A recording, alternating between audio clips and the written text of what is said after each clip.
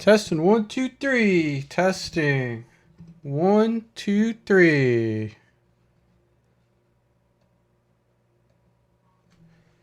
Bow wow wow. Yippee yo, yippee yay. Give me an audio. Oh, hear and see me. Okay. Let's get this class started. Welcome everyone to today's stream. Today we are going to be working on interval schedules in the command structure. So an interval is basically the period of time between reinforcement. So that's the very quick and easy way to remember it. But specifically, what we're going to go over in this lecture today, what our objectives are, is first to give you a deeper understanding of what an interval schedule is and particular types: fixed, progressive, and variable. Also, I'm going to explain what is easier when we teach the ratio schedule first, which is why we wanted to learn about the ratio schedule first, which is what we did last week. Also, going to talk about the compound schedule, and also how does it get us ready for duration schedules, which we're going to go over next. So I'll give you a little bit of teasers on the duration schedules, but primarily what our main focus on today is going to be on the interval schedule. And the interval schedules, in my opinion, do not get nearly the amount of attention that it deserves in dog training talk. And in my opinion, if someone really gets a handle on interval training, on how to use interval schedules in their training, it is a piece of information that makes training, early parts of training, extremely easy and far less frustrating, and gives, especially if you're a professional dog trainer, it helps to give the new dog trainer or someone learning how to train the dog that you're instructing a really good experience with their dog, where they almost cannot fail, where they could always have a successful training session.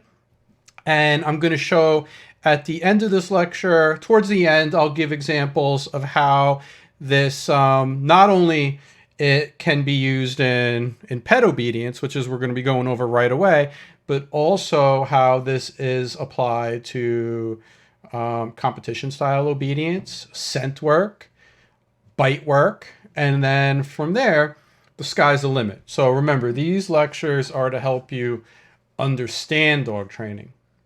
So you never really have to mimic. And then it really empowers you. It really empowers you. So let's get started, because I love this subject. All right, so let's get started over here.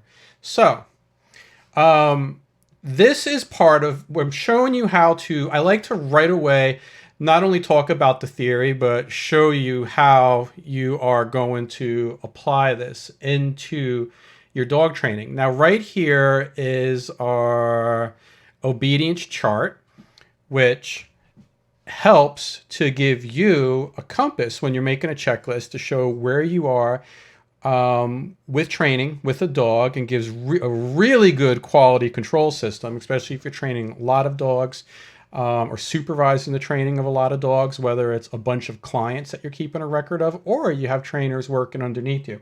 And you can see right here, I have interval located right underneath ratio, which is why we want to do ratio. You're going to see, I'm going to show you why we're going to do ratio first in the chart. And typically the way I like to use charts like this is, let's say, is if I'm working on one, is I always circle what I'm working on. So suppose I'm working with a client, I am going, and I already taught them ratio, and I see them using ratio for particular commands with their dog, right? I always circle. what someone's working on. And if this is circled, it means, of course, they need to know the behavior. So that's for different lectures. But then what I like to do is I like to, for quality control, I circle what I'm working on, and then I X off what I believe has been covered, meaning the dog understands the concept, the minimum concept that I want from the lesson. And if you're working with a client, that of course the client understands the concept. So these checklists are really great, and it allows you to really know where you are with all kinds of commands. And I put example commands here, but of course you could put whatever you want inside of these things. So here's our command structure chart. Now we are working on just this left side through the phase one. Most of phase one is all about giving and taking away rewards.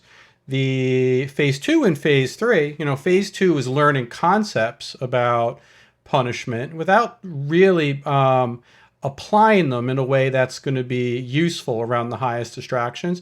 And, this is where a lot of learning takes place. And phase three is more advanced and more careful stuff where you're applying punishment in high distraction environments. And you really need to know what you're doing, which is why you want a client, or, the client, the dog, yourself, to master phase two before you ever go to phase three.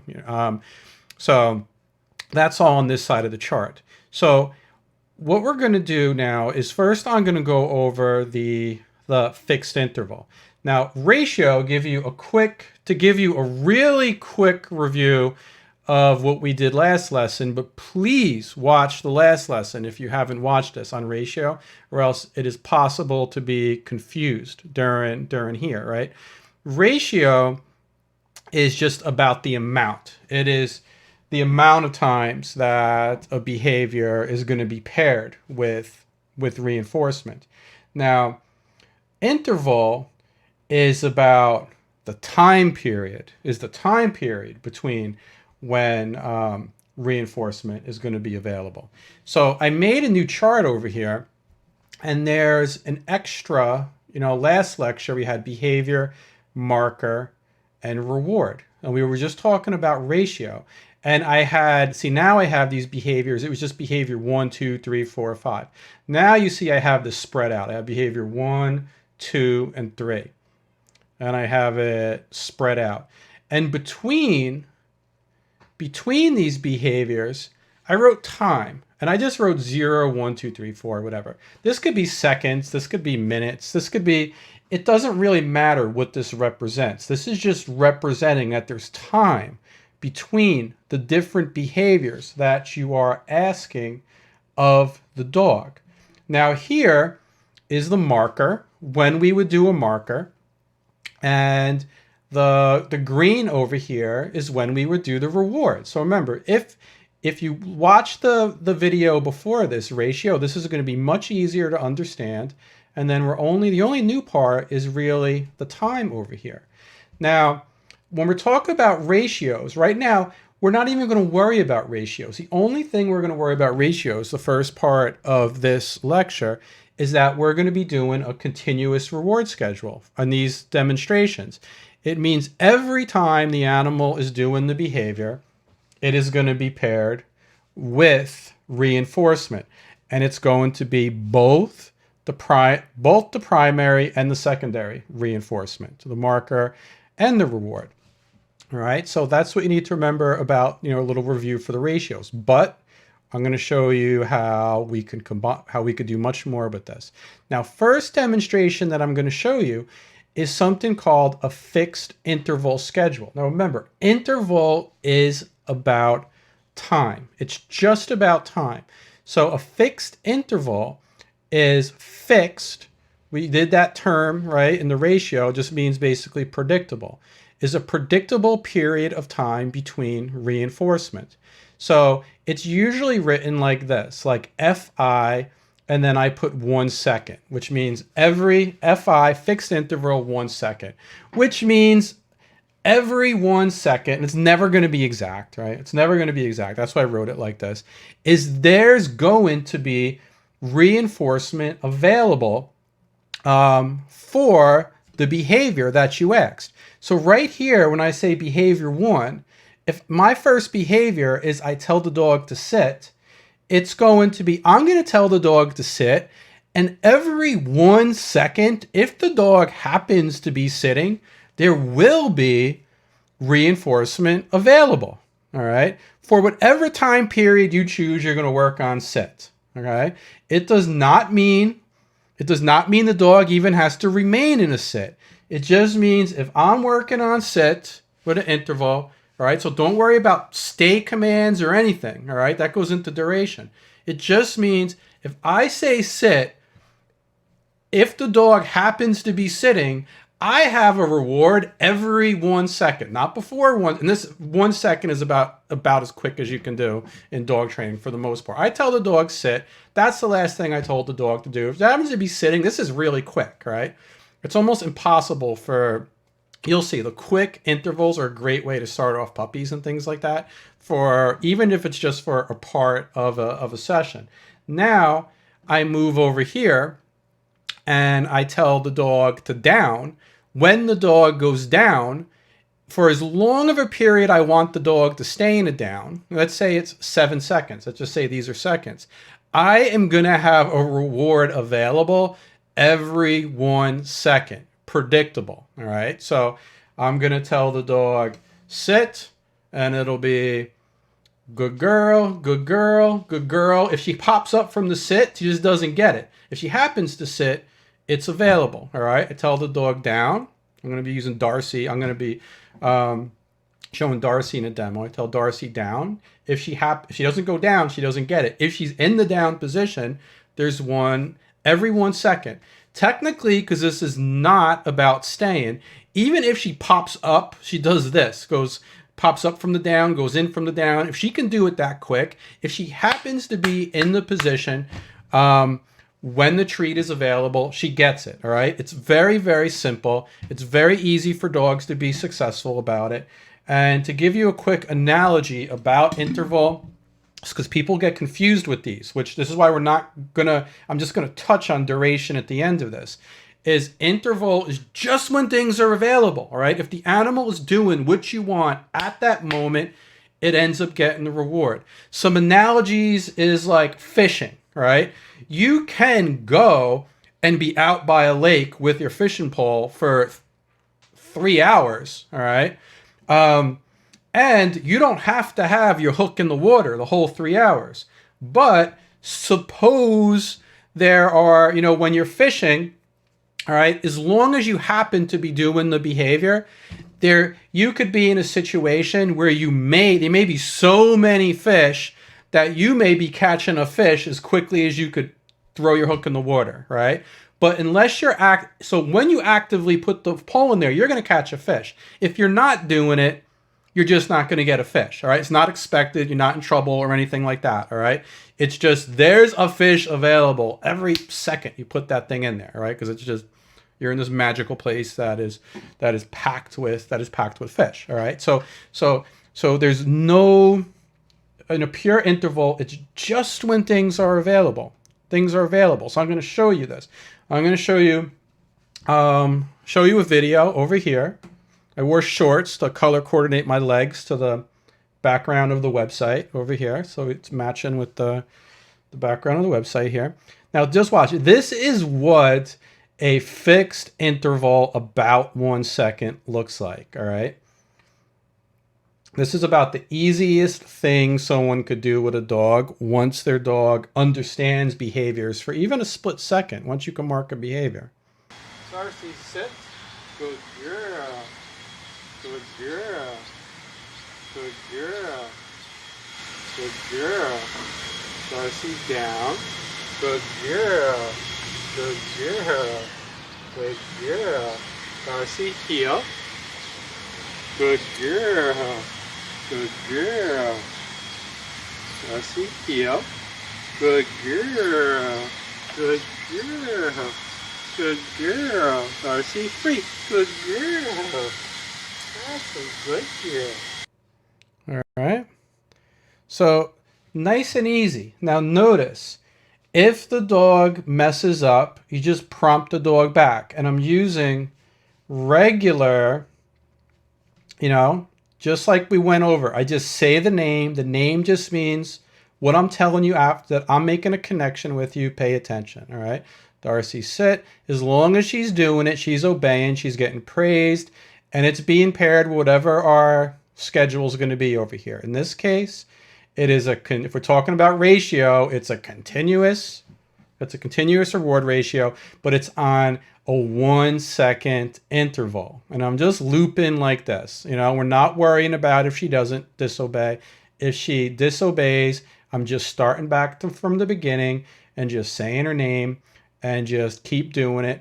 And I'm switching it up, you see? So that's why we have behavior 1, behavior 2, behavior 3. Now, I cannot stress how easy. Now, it does not mean, remember, use these as necessary. A lot of times when you're training a dog, you do not have to be rewarding a dog this quick.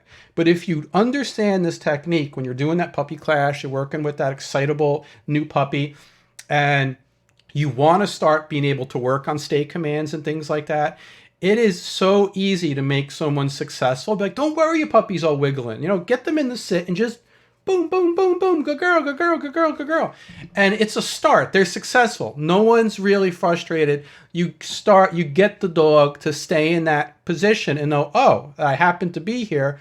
Look how much is coming. There's no obligation to stay there. But next, what I'm going to show you is something called a progressive interval, which is what I like to do, all right? And you don't really hear about this that much. You do hear about, you can, like I say, this is just, I'm getting very technical over here. But to be technical, I can easily go from that 1 second and then right in that same session there, go to like a fixed interval at 2 seconds, every 2 seconds, and just start slowing it down, all right? Slowing it down. Then do a fixed, the dog's doing good, fixed interval 3 seconds, and you'll see puppies calm right down, and they're like, oh, I'm getting so many rewards in this one spot, I might as well just stay here. And they start keeping the positions. These are, you know, if we want to get real technical, if you're just doing exactly one type, you know, every 2 seconds, every 1 second, these are fixed intervals. Now, realistically, what I tend to do on the fly, which allows me to move really quick, is called the progressive interval.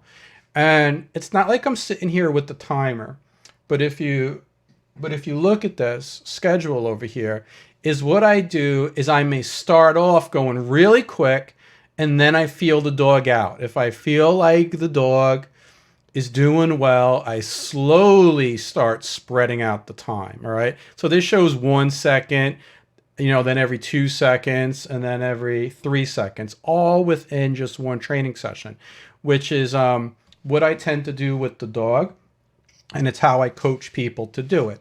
Now, like I said, this is not something that is that's set, right? You don't have to have a timer. It could be like every 1 second, every 1.5 second, every 1 3/4 second. That's what it's more like. Like you slowly start increasing the amount. Arthur says, would you, at least in some circumstances, thin out the ratio a bit before working on interval? That's a great question, Arthur.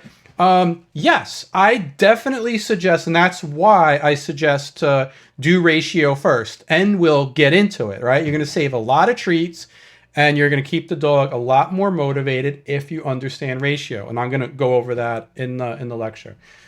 Good question, because some people are going to watch it and be like, you're going to go through a ton of treats. And yes, you will, which is why we're going to show you how to use ratio with the interval, all right? And if you understand both of them, it becomes clear, and it makes it so much easier to make your plans and notice things that you can tweak easily. It makes it very easy on your training record, especially if you're working with a lot of trainers, to tell, you know, what you have to do to tweak it, to instruct the client, all kinds of things, right? So yes, absolutely, Art. And I'll show you how to do that. So here you'll see is, I'll give you a quick demonstration of a progressive interval, right? So this is Darcy, and she's outside, and there's distractions out there, and I'm just using her kibble. I used a little bit of liver treats, but I ran out. So I was giving her tons to keep her interest in this, and then I was trying to slow it down. But here goes an example of, you'll see about 1 second, and then I slowly start to slow down the rewards. This would be what's progressive. Darcy, come, good girl. Good girl. Good girl. Darcy, sit. Good girl. Good girl. Good girl. Darcy, down. Good girl. Darcy, down. Good girl. Good girl. Good girl. Darcy, heel. Good girl. Good girl. Now I see I'm slowly starting to slow it down. This is a progressive. Good girl. And it's not that noticeable. Down. Good girl. Because I'm doing it so slowly, and it's not that noticeable to the dog either. Darcy, down. Good girl. Good girl. But towards the end of this session, I'm at about every 3 seconds easily, instead of every 1 second, which is at the beginning. And I did it slowly. All right. So that's an example of what we would call a progressive schedule. Whoops. Let me fix my thing here. All right. Now, what I like about the intervals is when we get into things like variable interval. All right. So we know this now from when we talked about ratio, right? So we add the word variable to interval. It just means unpredictable period of times. And we record it by the average, right? So if we did a VI, variable interval, 3 seconds, that would say on average every 3 seconds. So that can mean, like I show in the chart, about 2 seconds between, then 4 seconds between, then there's 5 seconds between, then 1 second between, 2 seconds between, and it's going to be about average. This, I don't even know if this is technically a 3 second average. I didn't do the math on this, but this is about what it would look like, right? Now, variable is good, and I like variable. Is what I do is, once you kind of get a feel through progressive about how far a dog can go, so they do not start kind of like learning the pattern. Like, I'm gonna look around and pick what's out of the grass if you're doing a training session in the grass right after I get the reward, because I know I'm not going to get another one for another 4 seconds. You do variable, and you mix it up. You could do a couple in a row quick. You do a couple, then you could spread it out.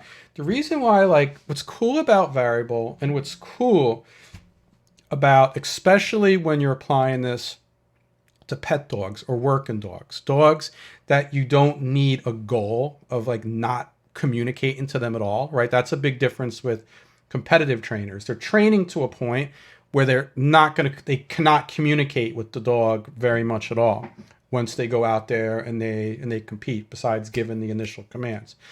Is using variable intervals, especially, you're going to see, Art, I know you're asking when we could start taking away the rewards. It's basically the same thing of reading your dog and encouraging your dog when they're doing good during the more difficult times. So when your dog is doing something easy that they can do well, you can really slow down the interval within the command. All right. So I'm telling the dog to do a down next to me, and there's not much going on. And I know I don't have to say good girl, and give treat, right? I could say good girl, give her a pet, give her a treat, wait, whatever, how many seconds you want, good girl. But now I actually have the dog do something a little bit harder. Or there's a distraction, which I'm going to show you. I'm out in the yard, and I'm going to show you a real session, what it would look like for a real human being with their dog, where there's distractions and noises and the dog doesn't want to do it. When I sense in these videos that like Darcy needs more encouragement and more reinforcement, you can naturally, when you're using a variable, just close up that interval, make a tighter interval there, with a higher ratio of given rewards. All right. And that's what's cool is, like, when you see this stuff, what it looks like, it's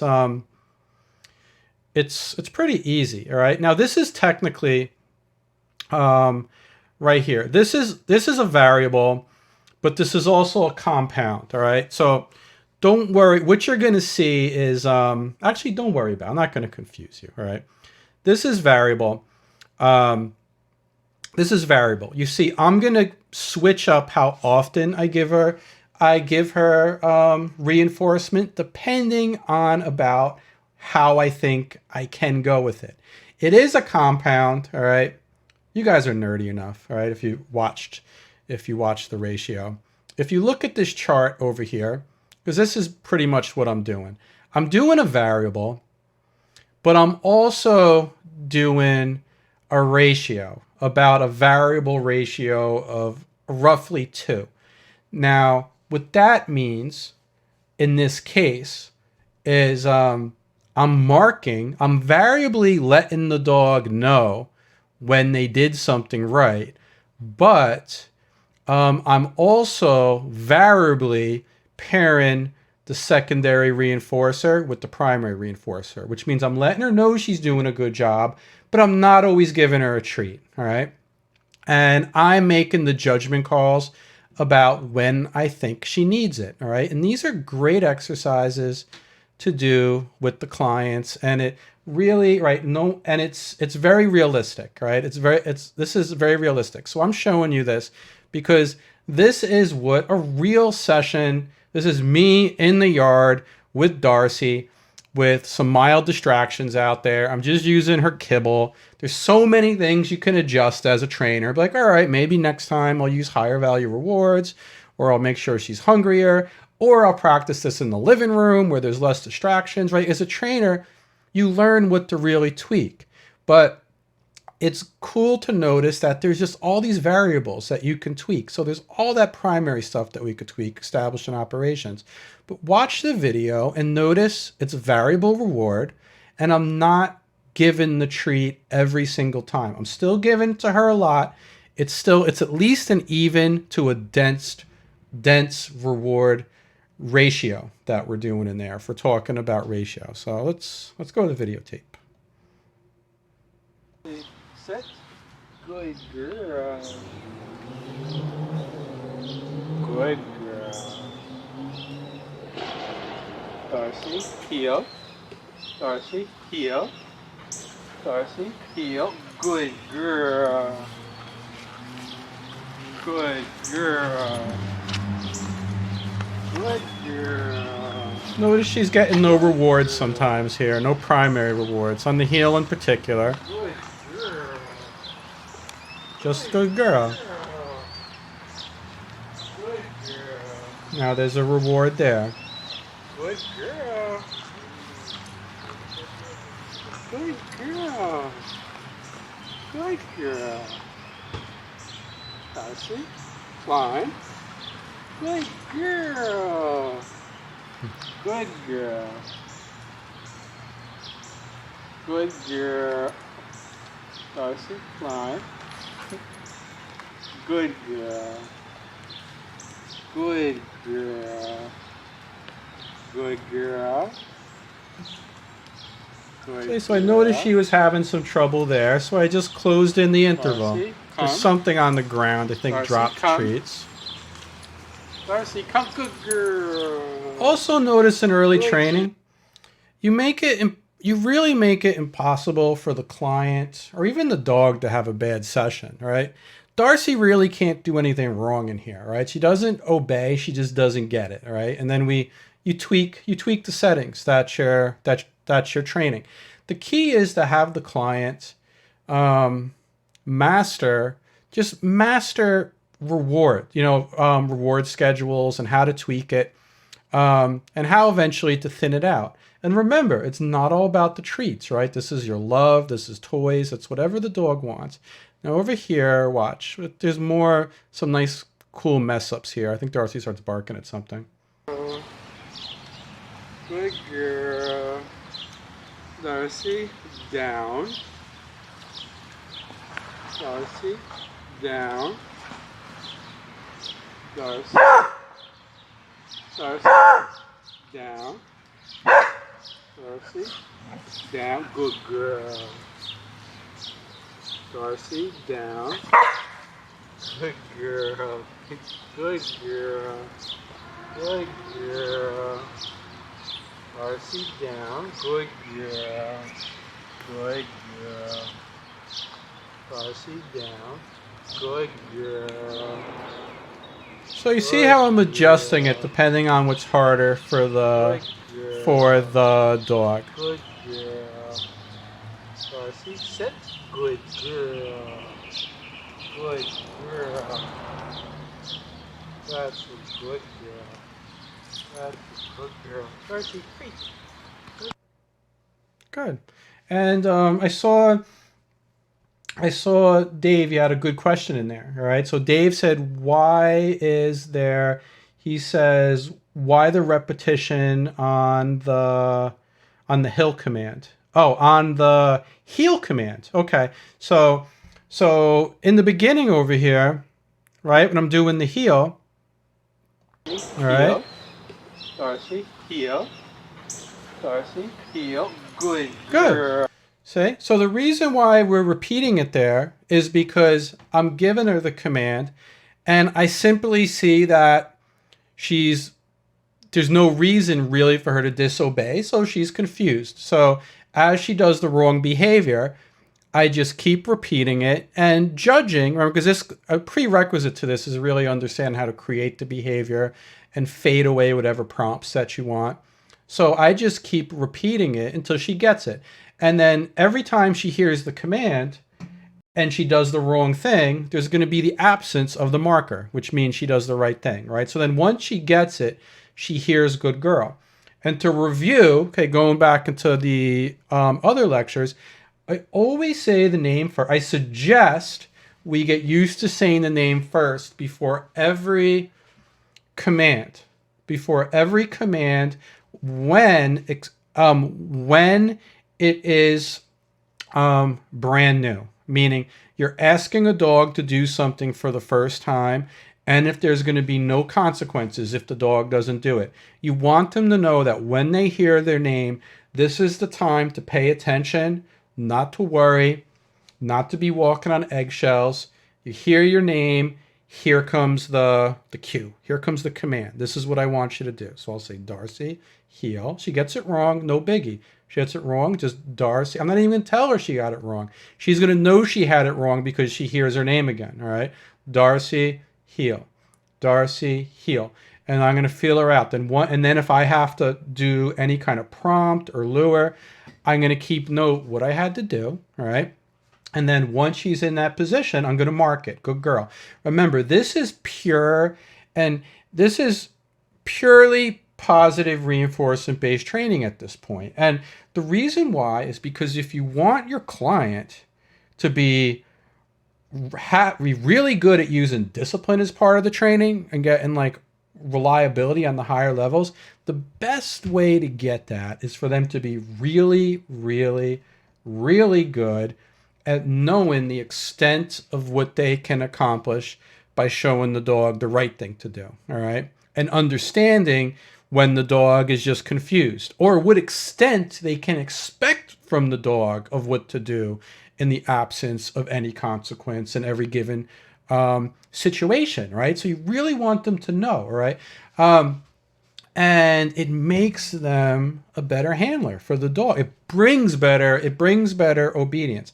So you're going to see in this phase 1 stuff, it's why I suggest in the beginning that you tell the clients, don't worry about the word no. They're going to get to it quickly. They're actually going to get to that stuff very quickly because they can move very quick with this stuff.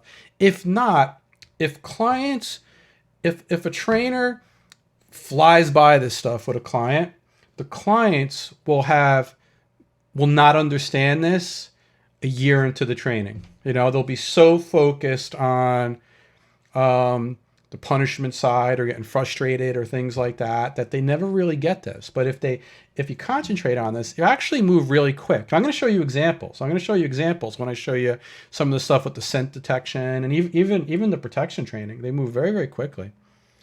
Yep, easy peasy. Easy peasy. All right. Now let's go back over here. All right. Now, if you notice, this was a compound schedule. Again, this is you don't hear much about this stuff because people are barely talking about interval schedules, so they're not going to talk about a compound schedule. Compound schedule is when you're using two different schedules at the same time, which is what you see here. All right. And if you pay attention to this stuff, it makes training easier. It makes it to tweak. And you don't even have to use this terminology with the clients. Remember, like with the clients, you're just going to tell them, you know, when you're doing obedience, let's let the dog know they're doing right. Like every couple seconds right now, you know, and every time you tell the dog something now, but only sometimes, you know, maybe every third time you tell the dog that they're right, give them a treat. Right now, these are little things to look for. Generally, what I'm looking for, I'm going to give you a teaser of duration. All right. But duration really deserves its own lecture. Generally, I do not increase the interval unless I see the behavior I want consistent between the intervals, if that makes sense, right? So I could be telling a dog to sit, and if I'm going like this, you see with Darcy, when I was doing the down with her, like out there, just rain, the grass, she didn't really want to be out laying down on it. When she was going down, I was going like this with the treats, like really, really quick with the down. I'm not going to do more than a 1 second interval with the dog unless I see between those 2 1 seconds she stayed there. All right? For a duration. That's what a duration is when they're doing a behavior steady between the intervals. That's what a duration is. All right? Whatever interval is time. When you have a dog doing the behavior completely, consistently between the intervals, that's what a duration is. So I generally do not like to, it's a very easy way to notice things, to know when you can open up the intervals, right? Is you see the dog between intervals holding it for the 1 second, you could do 2 seconds, all right? They decide, oh, I might as well stay here because the reward is going to keep coming. Then what you do, you have a duration, you can increase it more. I'm showing you I'm going to show you pure duration over here. Right here is just very short. I didn't make a chart for this, but this would be the equivalent of what I'm going to show you. You ask the dog a behavior, and I'm getting maybe marking the dog, right? I'm telling them they did a good job right away, and I'm waiting about 3 seconds, and then I'm making that.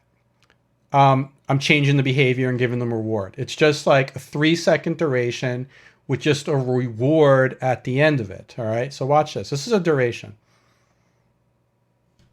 Darcy down. Good girl. Darcy free. You see? Girl. Darcy heel. Good girl. Darcy free. Good girl. Darcy heel. Good girl. Darcy free. Good girl.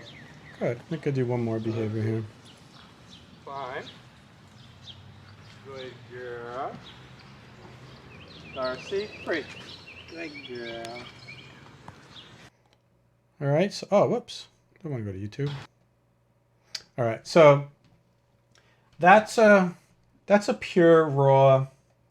That's a duration, like a pretty clear. All right. So you see, if we go by the video I did previously, where I was on this variable reward schedule, this is where these stays come very naturally. It's like, oh, if I notice certain commands, she stays roughly in the same position, and I've been doing about 3-second intervals.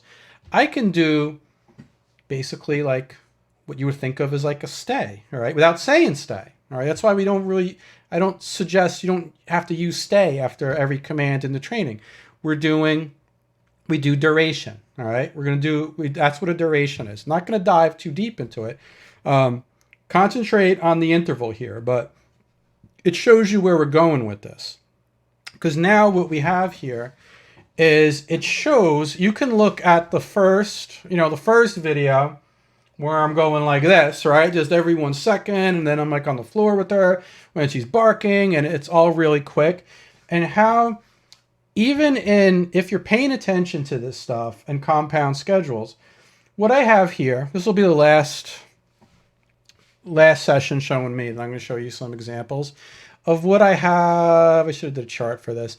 This is basically now what you'll see is, judging by the dog and what she can do, is this is a very thin ratio.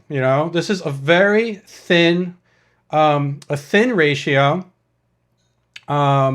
where I'm mostly marking the behaviors and I'm mostly giving her the rewards, mostly, right? It's variable. It shows how you can mix it up at the end of a lot of behaviors, but I'm communicating to her within the behavior, all right? And so this is how we can get dogs to do things, the client dogs, for longer periods of time with the positive reinforcement, by them basically encouraging, like you don't have to use these terms like primary reinforcers. So just say, remember to encourage your dog, right? You don't have to give the reward every time. Just give the dog at the end of the exercise. Or if you think the dog needs some extra help, give one in the middle.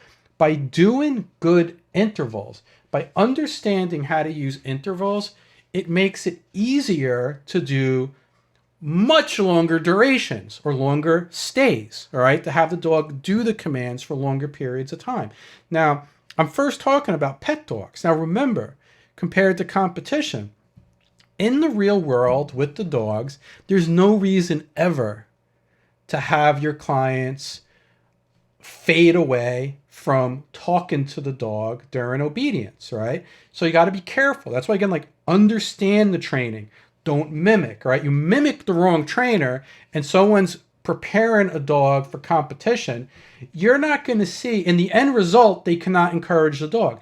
In real life, a pet owner has no problem, and they're going to enjoy it if they're heeling with their dog down the street and there is a pretty big distraction and the dog is doing well. The owners actually love to say, good boy, good girl, you're doing a good job, to get their extra attention. And it's okay for them to pop a little something extra in the dog's mouth if it's something the dog really has difficulty with, all right?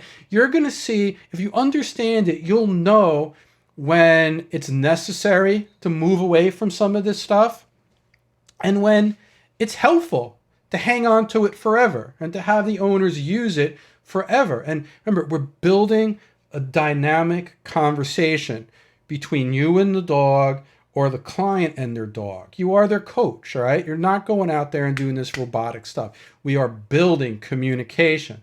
So watch this video. And again, this is just the same old session with Darcy. And you should notice now. Notice what I'm doing. With the interval, all right? It's, and just watch what's going on here. Darcy, come. Darcy, come. Good girl. Darcy, free. Good girl. Darcy, heel. Good girl. Good girl. Darcy, free. Good girl. Darcy. Darcy. Heel. Good girl.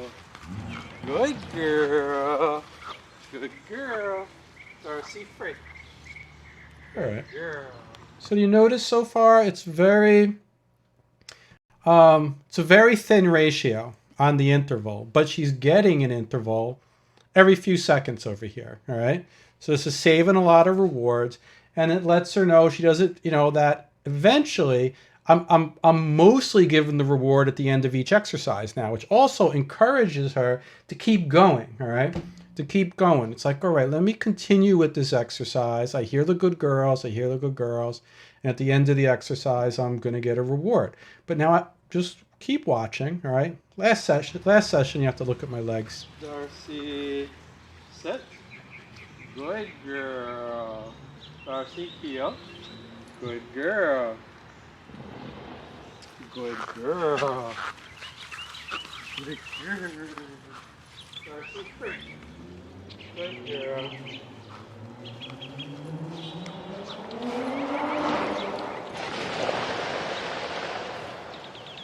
Darcy, come. Good girl. Darcy, free. Good girl. Darcy, heel. Good girl. Darcy, heel. Good girl. And you say it's okay to repeat when you're not happy with what you have to know what the dog can do and what to accept. Good girl. Good girl. Darcy, free. All right. So this video is a little, we don't have to watch this whole video, but it's over here. You can play it, but you get the idea. Is these sessions now, you can do longer sessions this way.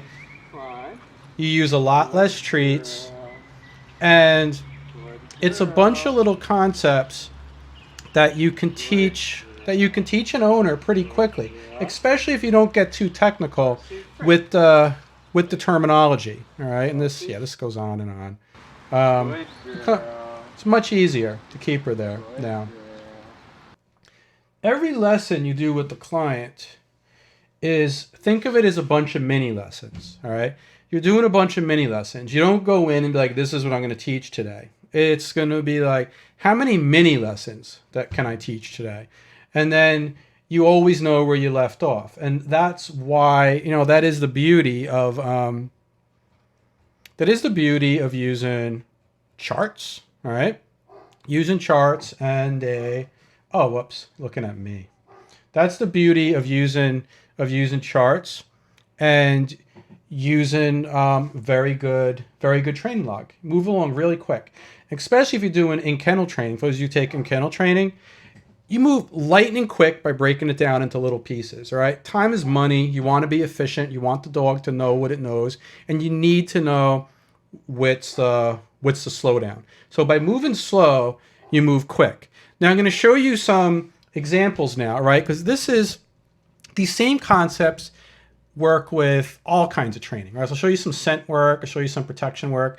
First, I like to show the same videos over and over again because you keep looking at the same videos and put it into perspective, right? I've showed this video today. It's just a YouTube AKC obedience. And you can see, I'll jump ahead on here. All right. Notice when the person is working with their dog, again, they're not allowed to talk to the dog.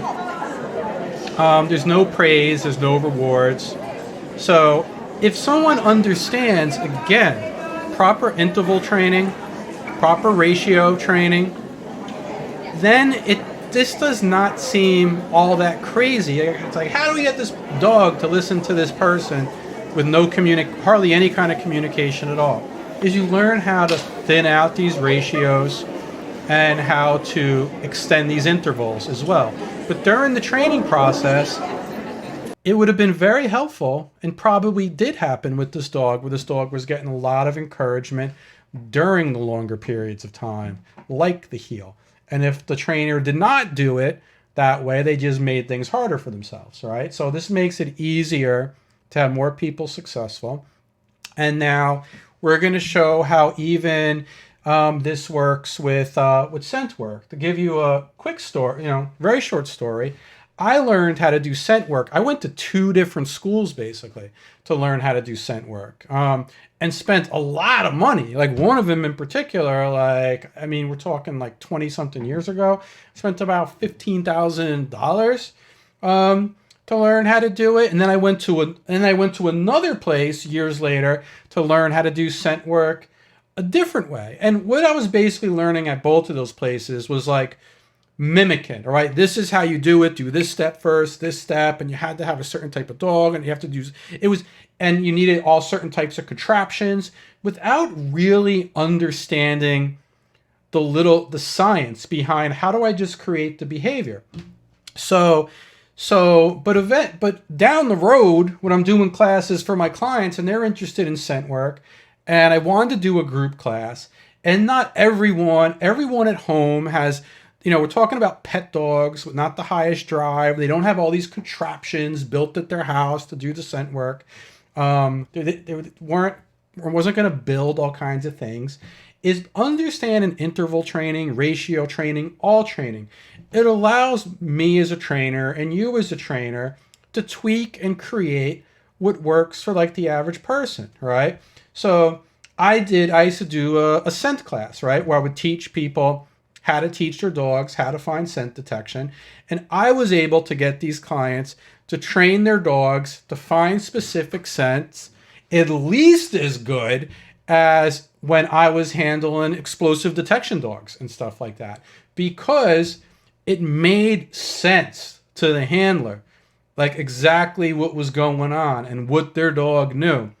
And it was easier. It was actually easier. All right. So here's an example. I want you to catch the interval. Right. So here's this was Judy with her Feo, like several years ago, probably like 5 years ago. But watch the interval over here. Now this is let me speed up here. This was got rid of these ads. All right. Now you could watch this whole video to get more detail, but this made training easy. All right. Understanding. And remember, if you have a client, I'm going off on tangents here. All right. If you have a client and you're doing obedience, if they're having a good experience, right? There's so many trainers have like these 2-week programs. The owner, they try to do these quick fix-its and they're constantly getting new clients. If your client has a good experience with you, they may have came for their dog because their dog was lunging at someone, right? But then when they have that under control, if they had a good experience and they enjoyed working with their dog, they're going to ask, what's next? What can I do next? And you keep these clients for a really long time. And this is why I end up doing so much scent work. And if your client understands concepts that they did the obedience, like watch this with Orfeo, right? It's just, let's fast forward a bit here. It's all just interval, all right? So we want Orfeo to just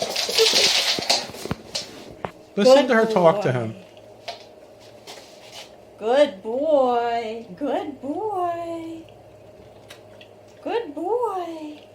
Does it look familiar, right? It's the same thing we're doing with the obedience. You map it out the same way, all right? If you can just get the dog to investigate something that has a certain scent, super duper easy to do, all right? It's very easy to then do a 1-second interval every time. They're like, oh, there's something about every time I put my nose here, I keep getting something. So you just give them something a lot. When they go near it, they're going to want to stay near that particular scent, all right? But if you don't understand the concept of interval and how to make things easy for the dog and the owner, you'll completely skip this step. And a lot of people that teach scent work, they don't do anything like this, and they make things a lot harder. But you can get a whole classroom of people doing things like this with their dog. Super, super easy. Good boy. Good boy. Good boy. All right, really easy. Then you put one with no scent on it, and they're only getting a lot of rewards for being in the one that's close. And then again, very easy. They can do that. It's not difficult to get them to you start putting things on the ground. It's the same idea, right? No fancy contraptions. They're just using whatever the owners have.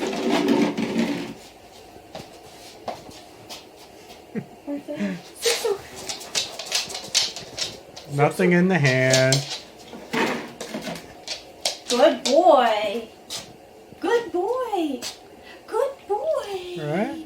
And if you're paying attention, we technically have even a compound ratio. He didn't get a treat on every good boy, all right?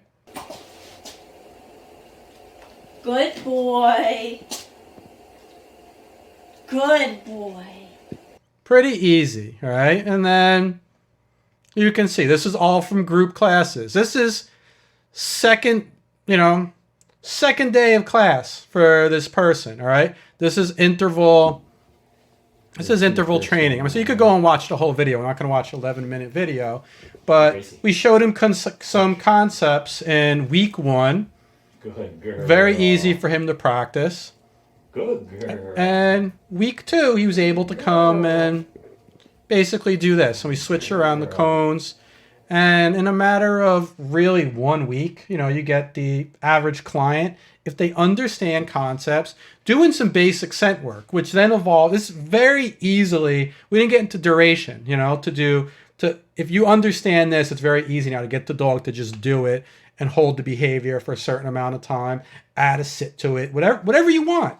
Whatever you want. And we had clients like choose what they want. It's like, oh, you want your dog to scratch? Have the dog scratch. You want the dog to bark at it? Have the dog bark. You want the dog... It doesn't matter. You choose the behavior, right? You create. It empowers the owner. It empowers the training. But that's interval, all right? And we had so much fun with this stuff, all right? Makes you a real trainer. You could just... Whatever the clients ask they want. Watch this in protection training. Now, I show this video a lot because it's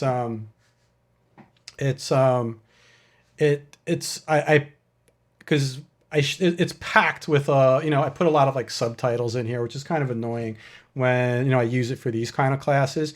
But this is protection training. This is what foundation style trainer over here, John. And he did, with his Malinois, everything you see in this video. We're not going to watch the whole thing, but it's easy to find. The science-based protection dog training was done purely in phase 1. Purely in phase 1. And once you understand ratios, intervals, things like that, pre-mark principle, it starts to make sense like how he was able to do it and why the clients, when I would do protection training, their dogs really had no conflict. They weren't worried. You see a lot of common issues with dogs when they do protection training and police dogs. I have a whole lecture on some issues that we have with police dog training and police dog handlers where there's tons of conflict, right? Where they don't want to let go for the officers. They don't really trust the officers. They sometimes bite the officers. Or the officers are getting rough with them. If you watch here, even in this video, there is interval. Intervals incorporated even during early bite work to teach this dog that it definitely does not have to worry about the owner, that the handler is happy, is encouraging, letting the dog know you are doing right when you are biting. So he loads it with markers when the dog is biting. So you're going to see Bonnie, good girl, and then that's his secondary, right? And then he also adds the primary. He gives her love. He pets her while she's biting, and he's doing it at a pretty quick interval, all right? A lot of them together. Then eventually, as the training goes on, the dog is not going to need as many, all right? And it just becomes natural. He's judging the dog. So just watch this.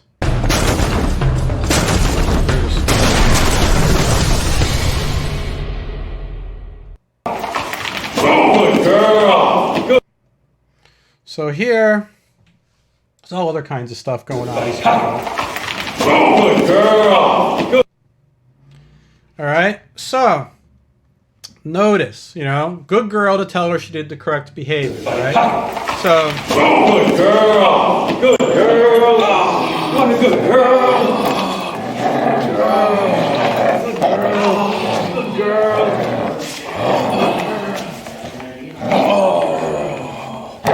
Good girl.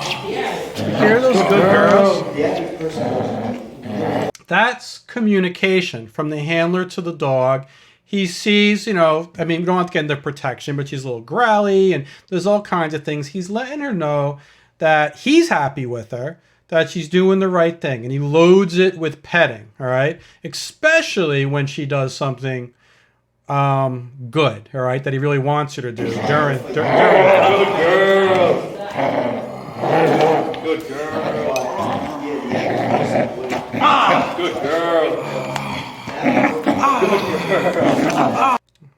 All right. So he's going to pet her. But it's all interval. All right. It's all interval, even during the bite work. All right. And right there, you know, it explains there. This is all condition reinforcers. It's markers. You have to pay attention to these things to be the best at what you do.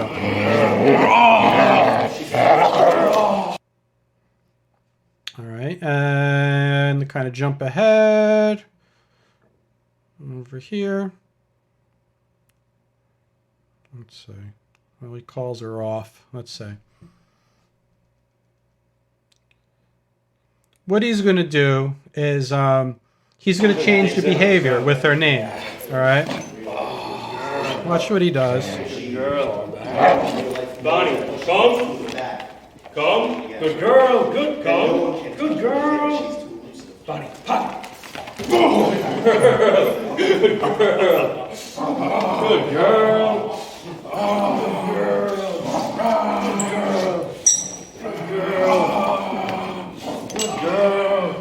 All right, and that's how it pretty much ends. All right, but the idea there is that when you watch these videos, all right, it's a dog that's being worked on. He can do, because he understands intervals, ratios, things like that, marking the behaviors.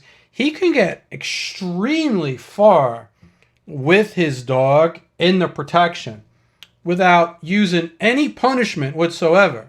All right, at this stage, he knows what he can expect and, you know, what his dog can do without it. And his dog knows clearly what is right. So then when you do get to using punishment in the training, it's really, the punishment is 100% used to easily correct the dog. It's minimum. It's much lower amounts. Correction means show right, all right? To show the right answer. You know, that's what it is. You're using just to show the right answer, and it's mild. Wait till we get to that stuff. It's so awesome when you have communication with the dog, all right? So, I got, let's see. Let's make sure we covered everything that we needed to cover for today about the interval training. Let's go back over review. What is an interval schedule? It's the period of time between reinforcement. Remember, it does not mean, the word interval in its pure form does not mean a stay command or the dog has to be doing it the whole time in between those time periods. It's just how often it will be available, all right, the reinforcement.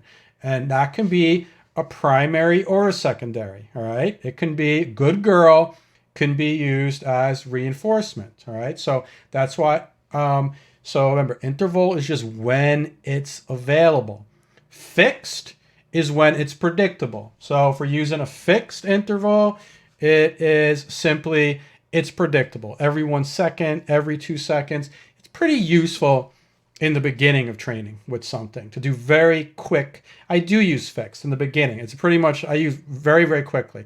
Progressive is slowly increasing the time between the intervals, and variable is more unpredictable, all right? We're talking about averages. Might be every 2 seconds, then then 4 seconds, then 1 second. These come very naturally. You use it. You really, like I say, I suggest use the variable as needed when you're doing multiple commands. Things, the situation is constantly changing. You know, you do a denser interval, a closer interval, a tighter interval when it's needed. You thin it out. You stretch out that interval as much as possible when you don't need it. The reason why I suggest that you teach ratio schedules first, right? You can learn what interval is without knowing ratio, is if you understand ratios first, right away in the intervals, it is you can use a compound schedule where you can use less treats, right? And use the primary, use the marker, use the good boy, the good girl, without having to give a treat. So understand the ratios. Compound schedule is using more than one schedule, and that's a very broad term in applied behavior analysis, which is, believe me, is all kinds of schedules. So anytime you're combining more than one schedule in any type of way, we're talking about a compound schedule, right? So these things do not live on their own. You want to know, you'll know how to combine these, and they'll be you'll see when you get deep into the training, you will be using, you can use easily 4 schedules at the same time. 4 schedules at the same time within one command. And you'll see when we get there, but it's not going to be difficult if you break it down like that, right? And how does this get us ready for duration schedules? It gets us ready for duration schedules because you're getting the dog in the habit of repeating the same behavior. Except for just once when we're teaching the dog to initially learn a behavior. I want the dog to sit. We just teach sit, good boy. We got it, right? Like in the first phase, you're down, good boy. That's really it. The more they start increasing, getting rewarded more for the same behavior over and over again, they start to naturally just remain there. Like, oh, I might as well remain there, right? It's just like fishing, all right? I might as well keep the hook in the water because there's so many fish in there, all right? So I might as well keep doing this instead of just throwing it in every once in a while, all right? So that's what it does. And useful for everything, all right? Everything, not just dogs.